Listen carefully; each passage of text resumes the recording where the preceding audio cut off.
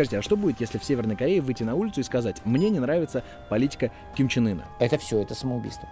Без упоминания Ким Чен Ына, если вы выступите прямо против какой-то политики, это риск большой.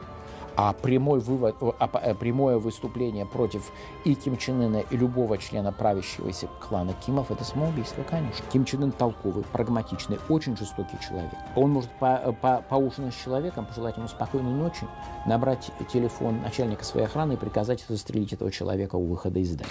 И протестуют южнокорейцы против чего угодно. Вот люди с плакатами против того, чтобы жрать собак. Вот рабочие, и их тут десятки тысяч, требуют поднять зарплаты.